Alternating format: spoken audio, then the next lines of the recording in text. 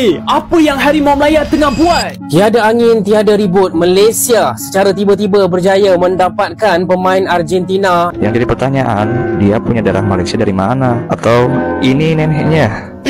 Waduh. Selama ini hidup anda tidak puas hati dengan negara Malaysia, tolonglah hentikan.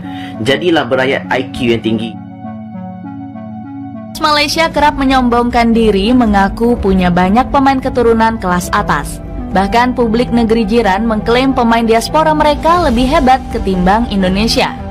Alasannya pemain keturunan Harimau Malaya banyak yang berkarir di klub besar Liga Top Eropa. Kenapa negara aku tak diajak main di pusingan keempat Piala Dunia? Menang 4-0 atas Vietnam, supporter Malaysia ini sindir timnas Indonesia dengan mengatakan tutor cetak gol ada di sini. Abang-abang yang main kelayakan Piala Dunia, tutorial gol ada di sini ya. Ya, tes nyali lah sama-sama. Kalau Malaysianya mau. Oh abang, pemain warisan kami bisa gol bang. Bukan anak kosong ya, maaf ya.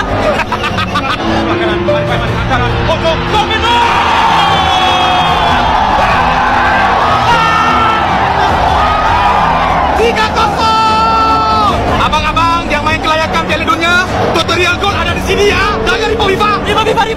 Ampun bang. Tapi pas diajak oleh Pak Erick Thohir untuk uji coba tanding di bulan September besok melawan timnas Indonesia, kok ditolak ya? Pertama gue kena cakap, Malaysia tak takut. Kita tak takut berjumpa dengan timnas Indonesia sejujurnya. Tahu Indonesia ni dia dah hebat macam mana pun dia tak puas tau. Dia selagi dia tak tumbangkan Malaysia. Ibaratnya tumbangkan Malaysia ni adalah satu kejayaan lebih besar daripada kejayaan yang dia capai tau. Kepuasan dia tu lebih. Itu yang aku nampak lah. Malaysia mengayamkan Vietnam 4-0. Guys, kali ni bukan ayam biasa-biasa, ayam golek guys. Bukan satu, bukan dua, tapi 4 biji guys. Pemain-pemain warisan baru yang mewakili Malaysia memang perform gila. Hogaldo, Figueiredo, Machuca, semua power gila. Semalam pun menang besar dengan Vietnam. Negara yang cukup susah kita nak kalahkan selama ni pakai pemain tempatan. Tapi dengan pemain warisan dan naturalisasi ni kita boleh menang. Jadi tak ada apa yang nak dikatakan menganaktiri pemain tempatan sebab kita dah bagi peluang sejak dulu lagi. Jurulatih pun tukar bersilih ganti, tapi tak ada impak pun. Jadi nak tak nak, kita terpaksalah pakai pemain warisan dan naturalisasi. Sebab kalau kita terus kekalkan ke semua pemain tempatan, sampai bila-bila pun kita tetap di paras yang sama. Jadi sekarang ni kita nak penuhi hasrat anda semua untuk main di Piala Asia, bahkan Piala Dunia kan.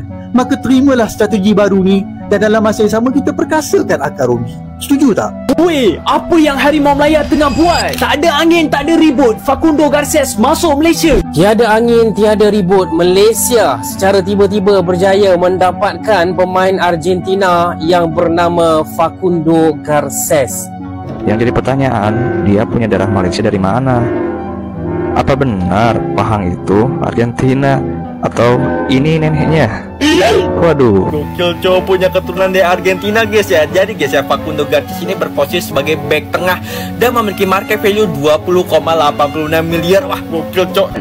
Selama ini hidup anda tidak puas hati dengan negara Malaysia, tolonglah hentikan. Media-media tolonglah henti menyebar-nyebarkan hoax. Saya mahu semua orang jadi rakyat yang berlaw IQ yang tinggi. Kalau saya cakap low IQ, banyak yang terasa. Jadilah berakyat IQ yang tinggi. Kenapa saya suruh belajar? Kenapa saya suruh mendengar? Kenapa saya suruh cari info? Belajar. Cari info yang benar. Tolong, jangan dengar media yang inginkan mau view. Follow saya cakap follow saya. Saya tak sebarkan berita-berita hoax. Tunggu saya sampaikan. Kalau player ini betul darah warisan, yes, saya akan post. Tapi ini datang daripada FIFA sendiri. Mana yang fake? Tolong hentikan menyebarkan media yang palsu. Dan stoplah ambil video orang sebagai clickbait. Lepas tu buat video yang untuk memperandakan di antara Malaysia dan Indonesia. Tolong. Latin semua ya? Latin sebenarnya yang bikin gue kaget ya. Enggak, gue maaf lagi deh. Maaf nih.